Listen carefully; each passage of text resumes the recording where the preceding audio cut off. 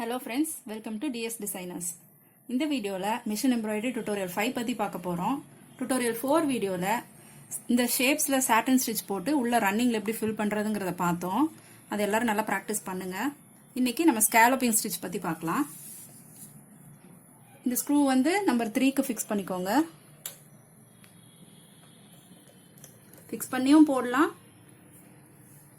நம்ம நீ லிஃப்டர் வெச்சும் போடலாம். இப்போ நான் ஃபர்ஸ்ட் ஸ்க்ரூ வெச்சு போட்டு காட்றேன்.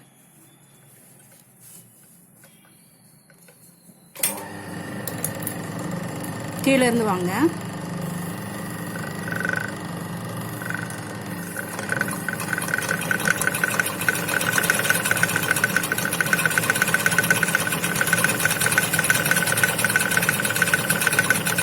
நல்லா நெருக்கமா ஸ்டிச்சஸ் போடுங்க. இது அந்த zigzag மாதிரி தான். எட்ஜ் வந்து நல்லா ஷார்ப்பா வரணும்.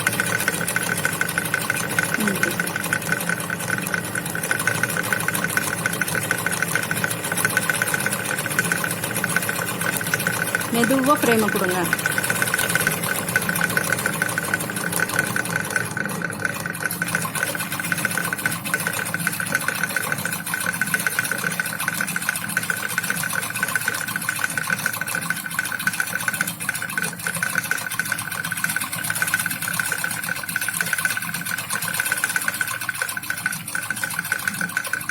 எல்லா எட்ஜும் இந்த டிப்பு கரெக்டா நிக்கணும்.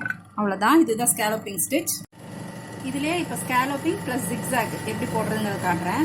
ரெண்டுத்துக்குள்ள டிஃபரன்ஸ் பாருங்க. நம்பர் 3லயே தான் இருக்கு.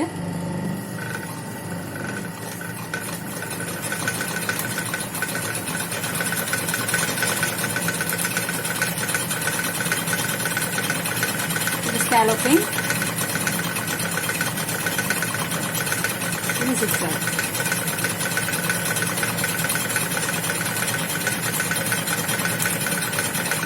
Next is scalloping.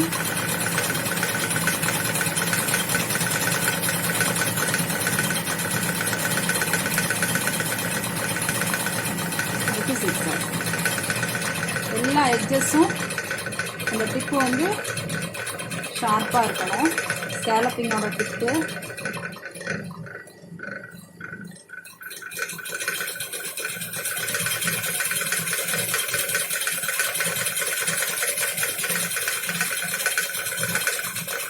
இதனால மவுண்டைன் மாதிரி ரெண்டையும் போட்டு பார்த்துக்கோங்க. இதை நல்லா ப்ராக்டிஸ் பண்ணுங்க. ஸ்காலப்பிங்கும் நல்லா பெண்டு நல்லா வரணும், ஜிக்ஸாகும் நல்லா எட்ஜ் வந்து ஷார்ப்பாக வரணும். இது ப்ராக்டிஸ் பண்ணுங்க. இப்போ இந்த ஃப்ளவர் ஷேப்ஸில் எப்படி போடலாங்கிறத பார்க்கலாம். நான் 3 ஃப்ளவர் ஷேப்ஸ் வரைஞ்சிருக்கேன். இதில் வந்து ஸ்க்ரூ வந்து நம்பர் 3லயே தான் இருக்குது.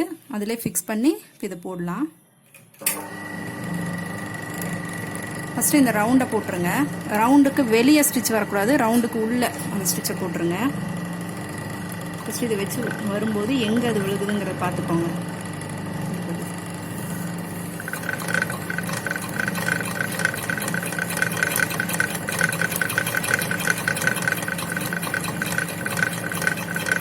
அப்படியே உள்ள ஒரு இது கொடுத்தோம்னா இது அப்படியே ஃபில் ஆயிரும்.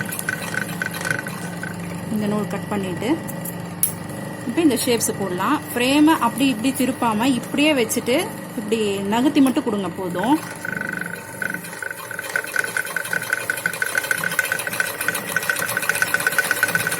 நல்லா நெருக்கமா போடுங்க.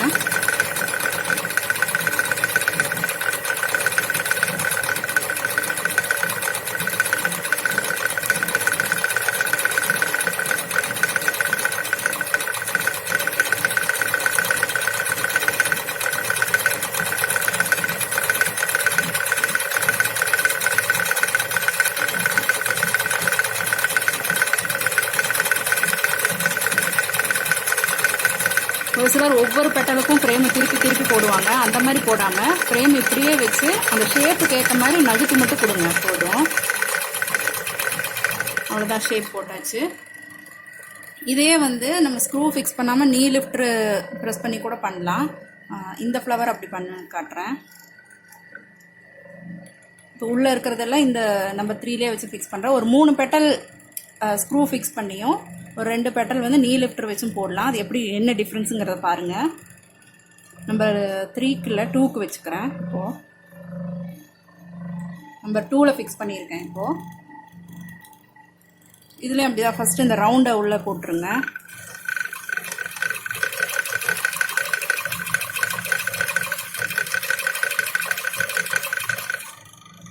இதை போட்டுட்டு இந்த நூல் கட் பண்ணிக்கலாம்.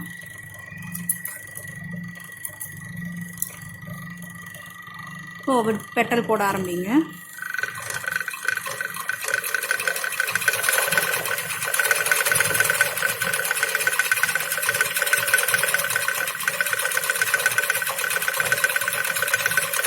அந்த எட்ஜுக்கு இப்படி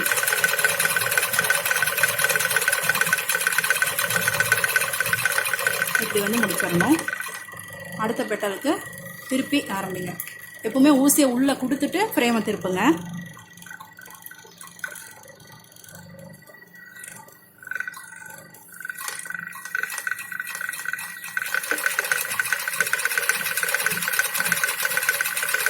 இந்த ஃப்ளவர் ஷேப்பில் அந்த டிப்பு தான் ரொம்ப இம்பார்ட்டன்ட். அந்த டிப்பை கரெக்டாக கொடுங்க.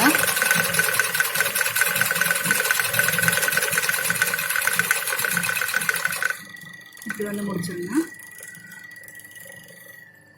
இங்கே வந்து ஃப்ரேம் இடிக்குது.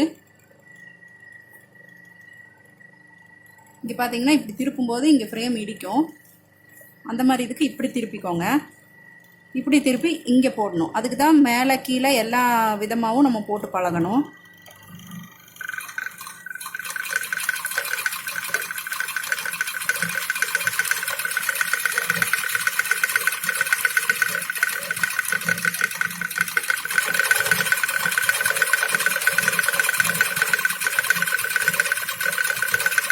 இப்போ ஸ்க்ரூ ஃபிக்ஸ் பண்ணி போட்டால் பெட்டல்ஸ் இப்படி வரும். இதே ஸ்க்ரூ ஃபிக்ஸ் பண்ணாமல் இந்த ஸ்க்ரூவை லூஸ் பண்ணி 0க்கு வந்துடும். இப்போ நம்ம நீ லிஃப்டர் மட்டும் யூஸ் பண்ணி இந்த பெட்டல்ஸ் போடுறத பார்க்கலாம். ரெண்டுத்துக்குள்ள டிஃப்ரென்ஸ் பாருங்கள். இப்போ நம்ம தான் அட்ஜஸ்ட் பண்ணி வச்சுக்கணும். எந்த இதுக்கு நீங்கள் இந்த நம்பரை எல்லாம் பார்க்காதீங்க. பார்க்காம நீங்கள் நீ லிஃப்டர் மட்டும் ப்ரெஸ் பண்ணி இங்கே மட்டும் கான்சென்ட்ரேட் பண்ணுங்கள். நமக்கே தெரியும் அது போடும்போது எந்த சைஸ் நமக்கு வேணும்னு. இப்போ நம்ம இந்த இதுக்கு போட்ட மாதிரி அந்த சைஸுக்கு நம்ம கால் நகர்த்தினா போதும். இதில் உள்ள டிஃப்ரென்ஸ் என்னன்னா, இந்த எட்ஜுக்கு நம்ம வரும்போது நம்ம வந்து நீ லிஃப்டர் தான் அட்ஜஸ்ட் பண்ணிக்கலாம். இங்கே வரும்போது ரன்னிங் ஸ்டிச் வர மாதிரி இங்கே டிப்புக்கு இப்படி கொண்டு வந்துக்கலாம். அந்த எட்ஜு கரெக்டாக இன்னும் ஷார்ப்பாக வரும். இங்கே நம்ம அட்ஜஸ்ட் பண்ணிக்கலாம்.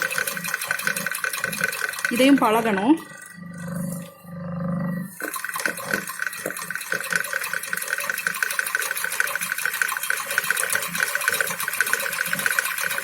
இந்த டிப்பு வரும்போது அப்படியே கொஞ்சம் கொஞ்சமாக ஸ்டிச்சை கம்மி பண்ணி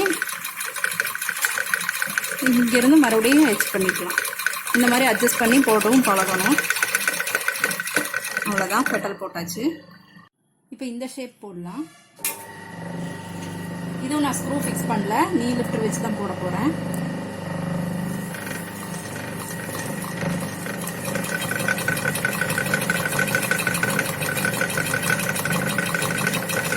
இந்த ரவுண்டை ஃபில் பண்ணிட்டு நூல் கட் பண்ணிடுங்க.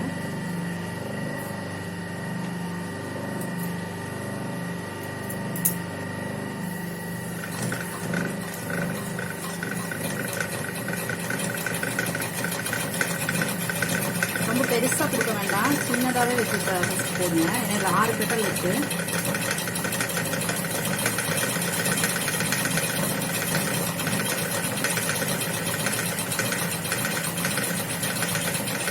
எம்ப்ராய்டரி டிசைன்ஸ் பொறுத்தளவுக்கு எவ்வளோ குட்டி குட்டியாக போடுறோமோ அவ்வளோ அழகாக இருக்கும். இது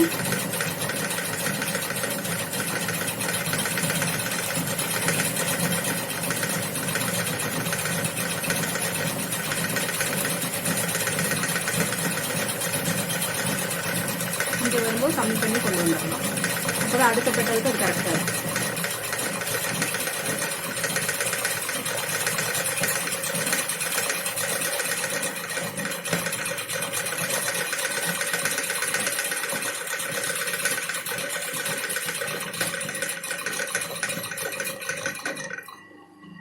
அவ்வளோதான், போட்டாச்சு. இப்போ இதுக்குள்ளே வந்து ரன்னிங் ஸ்டிச் இது மாதிரி போட்டு ஃபில் பண்ணிட்டு காட்டுறேன்.